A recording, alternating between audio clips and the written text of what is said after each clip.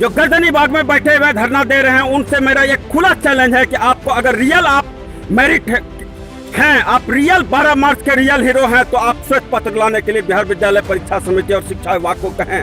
नहीं तो मेरिट का जो चोला पहन के इलेक्ट्रॉन बीसीबी को पैसा देकर आप मेरिट का चोला पहने हुए, उसमें 10-20 लोग अभी उसका मेरिट का चोला पहन के बैठे, उन चोलेधारियों से मेरा खबरदार करना है कि आप जिस तरह से नोटिफिकेशन का डिमांड कर रहे हैं, स्टेट 19 में नोटिफिकेशन एकदम नहीं आएगा, तो वो लड़ाई आपका कहीं ना कहीं अधूरा है, वो नोटिफिकेशन ही गलत है, इस बात को समझिए। और स्टेट 19 में मेरिट और नॉट मेरिट का कॉलम लगाने का कोई औचित्य ही नहीं था। इनके 21 जून का जो चोला पहने हुए हैं, उस 21 जून का चोला पहन के आपको कभी नहीं निर्णायक फैसला होगा, जब तक कि 12 मार्च का रियल क्वालिफाइड का रियल फैसला ना होगा। स्टेट 19 अधूरा है, क्योंकि ये लड़ाई बहुत लंबी खींची जाएगी। मैं उनको खुला चैलेंज देता हूँ, गर्दनी बाग में आप लोग कितना भी कुछ कर लो, लेकिन आपका आंदोलन सफल नहीं होगा, क्योंकि आप स्वार्थी हैं, आप सिर्फ अपने फायदे की बात कर रहे हैं। आप लोग देख पा रहे हैं कि आज हम लोग रविंद्र भवन के कैंपस में आ चुके हैं, और आज जो संगठन का मीटिंग और संगठन का विस्तार करने की बात हो रही, उस संगठन का विस्तार के दिशा एवं दशा में हम लोग तत्पर हैं। और आप लोग कहीं ना कहीं आप अपने गृह जिला में भी इस मीटिंग को कर रहे हैं, क्योंकि ये पूरा निर्धारित किया गया था 38 जिला के अपने गृह जिला के अपने पटल पर, अगला के आगे के हम पटल पे हम जाके अपनी लड़ाई को मजबूत कर सके पटना के अंदर में स्टेट 19 को लेके।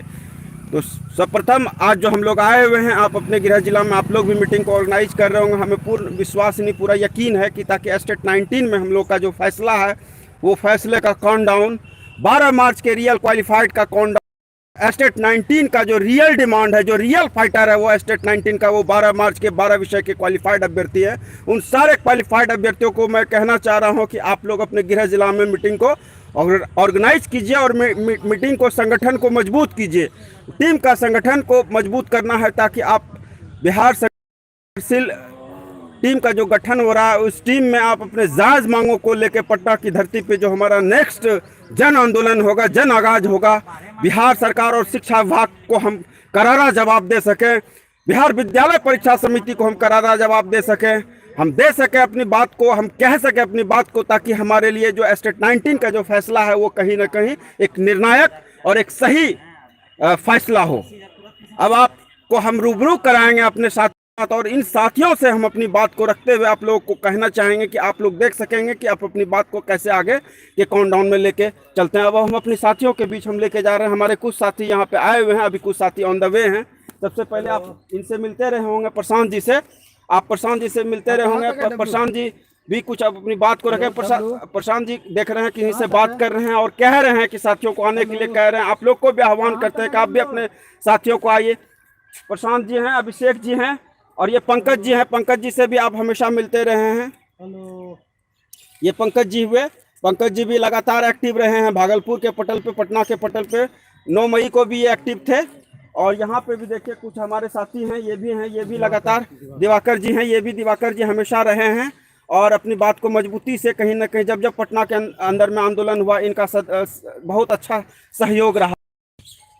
और अभी कुछ साथी और ऑन द वे है, और हम ये बताना चाहते हैं बिहार के उन सारे जिलों में जो अभी अभ्यर्थी कहीं ना कहीं अपने गृह जिला में आंदोलन के रूपरेखा के लिए, संगठन का विस्तार के लिए के संघर्षशील टीम का गठन कर रहे हैं, हम उनसे ये कहना चाहेंगे, आप अपने हक और आवाज़ के लिए पटना की धरती पर हम लोग बहुत जल्द जन आंदोलन करेंगे, जन आगाज करेंगे। और इस आगाज का बिगुल जो हम फूकेंगे, पटना के ही धरती से फूकेंगे, लेकिन इस धरती की जो आवाज़ है अपने गृह जिला से प्रारंभ होगी। और बिहार सरकार की सत्ता और खास करके शिक्षा विभाग को हमको इसका पूरा का पूरा हिसाब लेना है।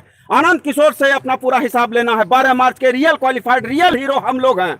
हम लोग 21 जून वाले जो भी हैं, नॉट इन मेरिट वाले खास करके जो मेरिट का चोला पहने हुए हैं, मैं आपको बता दूं, उन मेरिट के चोलेधारियों से हमारा खुला चैलेंज है कि आपके आंदोलन का हम लोग कहीं ना कहीं जन समर्थक नहीं है।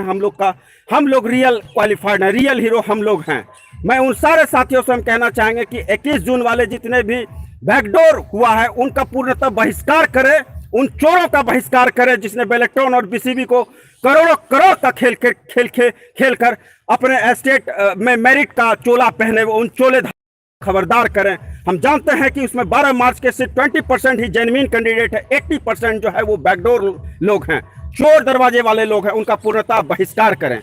अब इन्हीं शब्दों के साथ हम अपनी बात को आगे रखेंगे और आंदोलन का कहीं ना कहीं विस्तार पूर्वक कहेंगे। प्रशांत भाई भी कुछ कहना चाह रहे हैं। प्रशांत भाई साहब रूबरू होइए। हमारे जितने भी क्वालिफाइड छात्र छात्रा हैं उनसे मेरा निवेदन है कि आप देख रहे हैं कि वर्तमान स्थिति ऐसी बनी हुई है कि ना मीडिया न पेपर वाले न इतने बड़े बड़े अफसर का कोई सवाल जवाब नहीं कर पा रहे हैं।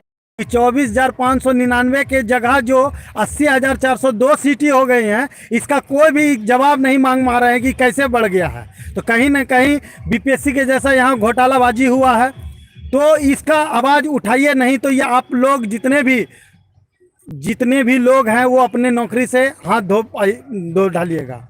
आज अब घर से निकलने की समय हो गई है, नहीं तो ये लोग जो कि खुद मेरिटधारी बता रहे हैं, क्या मेरिटधारी यह है या मेरिटधारी नहीं है, इसका निष्पक्ष जांच होनी चाहिए।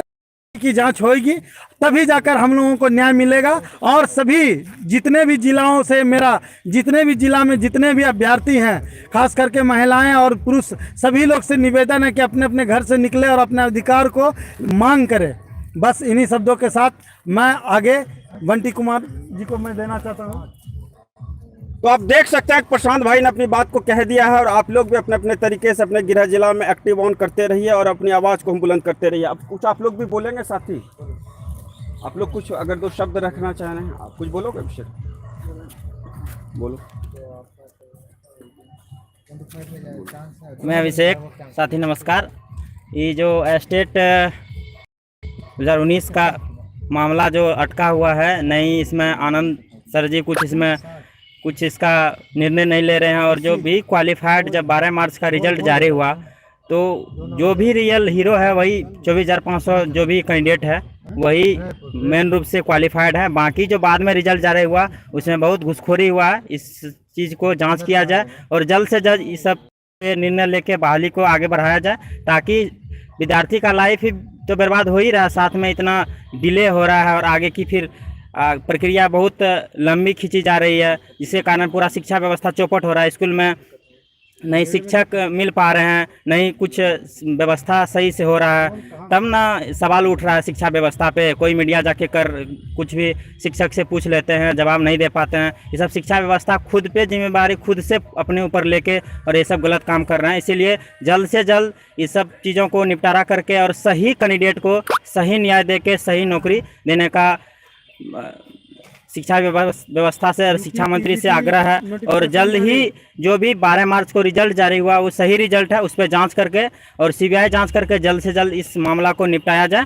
और मैं क्या कहूँगा, इतना बहुत इस लंबी लड़ाई को आगे खींचा जा रहा है, ये सब राजनीतिक मुद्दा को बहुत बनाया जा रहा है और ये सब चीज़ को पूरा शिक्षा मंत्री अपने हैंडल अपने तरह से करें और जल्द से जल्द 2019 के क्वालिफाइड अभ्यर्थी को न्याय का मुद्दा जल्द खत्म किया जाए।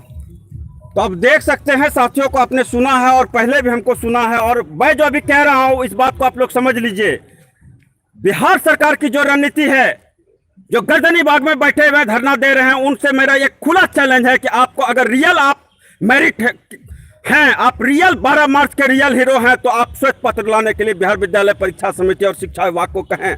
नहीं तो मेरिट का जो चोला पहन के इलेक्ट्रॉन बीसीबी को पैसा देकर आप मेरिट का चोला पहने हुए, उसमें 10-20 लोग अभी उसका मेरिट का चोला पहन के बैठे, उन चोलेधारियों से मेरा खबरदार करना है कि आप जिस तरह से नोटिफिकेशन का डिमांड कर रहे हैं, स्टेट 19 में नोटिफिकेशन एकदम नहीं आएगा। और उस नोटिफिकेशन का कहीं ना कहीं जान लीजिए, आपका जिस पोस्ट के लेके वैकेंसी लिया गया था 37,440, उस पोस्ट में है ही नहीं वो पोस्ट वैकेंट। तो वो लड़ाई आपका कहीं ना कहीं अधूरा है, वो नोटिफिकेशन ही गलत है, इस बात को समझिए। और स्टेट 19 में मेरिट और नॉट मेरिट का कॉलम लगाने का कोई औचित्य ही नहीं था। अगर यह औचित्य होता तो 12 मार्च को ही वो कहीं ना कहीं आनंद किशोर जी, शिक्षा मंत्री जी, अपर मुख्य सचिव, प्राथमिक शिक्षक निदेशक, माध्यमिक शिक्षक निदेशक, आप लोग के 21 जून का जो चोला पहने हुए हैं, उस 21 जून का चोला पहन के आपको कभी नहीं निर्णायक फैसला होगा, जब तक कि 12 मार्च का रियल क्वालिफाइड का रियल फैसला ना होगा। स्टेट 19 अधूरा है, क्योंकि ये लड़ाई बहुत लंबी खींची जाएगी। मैं उनको खुला चैलेंज देता हूं, गर्दनी बाग में आप लोग कितना भी कुछ कर लो, लेकिन आपका आंदोलन सफल नहीं होगा, क्योंकि आप स्वार्थी हैं। आप सिर्फ अपने फायदे की बात कर रहे हैं। आपने इलेक्ट्रॉन बीसीबी को पैसा देकर करोड़ों करोड़ का खेल रचा और उस खेल का मास्टरमाइंड आनंद किशोर है। मैं आनंद किशोर जी को खुला चैलेंज देता हूं कि आप श्वेत पत्र जारी करें। जब तक श्वेत पत्र जारी नहीं होगा तब तक एस्टेट 19 का हिसाब किताब पूरा नहीं होगा। डाटा जो भी है, सबसे पहले डाटा 12 मार्च के रियल क्वालिफाइड का डाटा जारी करे, उसके बाद 21 जून का डाटा जारी करे, उसके बाद ही कुछ बात और कुछ निर्णायक फैसला होगा। नहीं तो एस्टेट 19 में अभी बहुत सारी बातें होने बाकी है। और ये जो गर्दनी बाग में बैठे हुए हैं चोलेधारी, उन चोलीधारे से भी मेरा कहना है कि आपका लड़ाई अधूरा है। आप कभी नहीं एक तबका को खुश करके बिहार सरकार करे। एक बार तो कहीं ना कहीं गेम के बीच में नियम बदल दिया, 12 मार्च के रिजल्ट का नियम बदल दिया, 21 जून में दोबारा हम लोग के साथ जो घपलाबाजी हुआ, घोटालाबाजी हुआ, वो नियम अब दोबारा हम लोग बदलने नहीं देंगे। इस बात को समझ लीजिए। कोर्ट के पटल पे आप देख लीजिए कि आपका 21 जून का क्या हासिल हुआ। आप कहीं तक भी लेके चले जाओ, सुप्रीम कोर्ट तक लेके जाओ, आपका हम पीछा छोड़ने वाले नहीं हैं। और एक तरफा वन साइडेड फैसला कभी नहीं जाएगा। एस्टेट 19 में ये पात्रता परीक्षा था, 12 मार्च को ही ये क्लियर कर दिया गया था, ये पात्रता परीक्षा लिया गया था। जरूर कॉम्पिटिटिव बेस्ड नेचर एग्जाम था, लेकिन पूछिए आनंद किशोर से जिसने नोटिफिकेशन निकाली है, पूछिए यही शिक्षा मंत्री से जिस नोटिफिकेशन को अप्रूवल किया, पूछिए हमारे माध्यमिक शिक्षक निदेशक से, पूछिए उस समय के प्रमुख सचिव संजय कुमार से, क्यों नहीं उस समय निर्णायक फैसला लिया गया। इस बात को समझिए। इसलिए एस्टेट 19 पे जो ढकोसलाबाजी कर रहे हैं, जो आडंबरबाजी कर रहे हैं, जो वो मेरिट का चोला पहन के बैठे, उन मेरिट धारियों से मेरा कहना है उस चोले को उतार फेंकिए और 12 मार्च के रियल क्वालिफाइड के साथ आप लोग आइए, हम आपके आवाज का धार बनेंगे। लेकिन अगर आप 21 जून के साथ एसटीटी मार्क्स की वेटेज की बात करिएगा तो हम कतई आपके साथ नहीं हैं। आपके आंदोलन का बहिष्कार होता रहेगा और होता है, होता रहेगा और करता रहूंगा। जीवन का एक मूल ही मकसद है 21 जून वाले बैकडोरवे का, चोर दरवाजे वाले का, उसका पूरा विरोध करना। उन चोलेधारियों से मेरा कहना है, अगर आप में दम है तो यही आनंद किशोर को बोलो 12 मार्च का श्वेत पत्र जारी करे। जब तक 12 मार्च के रियल क्वालिफाइड का श्वेत पत्र जारी नहीं होगा तब तक एस्टेट 19 अधूरा है। क्योंकि 12 विषय में एक ऐसा विषय था जिसमें सारे विषय में उस विषय वस्तु को लेकर कहीं कोई किंतु परंतु नहीं था। 3 विषय को लेकर हमको कोई दिक्कत नहीं है, लेकिन 12 विषय के साथ रियल इंसाफ जब तक नहीं होगा एस्टेट 19 का हिसाब अधूरा है। आज हम लोग संगठन विस्तार कर रहे हैं साथियों, और उस संगठन विस्तार में हम अपनी टीम का गठन करते हुए पटना की धरती पे सड़क से लेकर सदन से लेकर कोर्ट पटल तक जिस तरह की भी लड़ाई लड़नी पड़ेगी, आन बान शान के साथ हम लोग लड़ेंगे और लड़े हैं, लड़ते रहेंगे सर साथियों। इसलिए आप अपने गृह जिला को मजबूत कीजिए और एस्टेट 19 के मुहिम को, इन कायरों के आंदोलन को बहिष्कार कीजिए, इन जाहिलों के आंदोलन को बहिष्कार कीजिए, इन बैकडोरों के आंदोलन को बहिष्कार कीजिए, चोर दरवाजे वाले का बहिष्कार कीजिए, क्योंकि आपका बहिष्कार करना ही एस्टेट 19 में हिसाब किताब बराबर करने के बराबर है साथियों।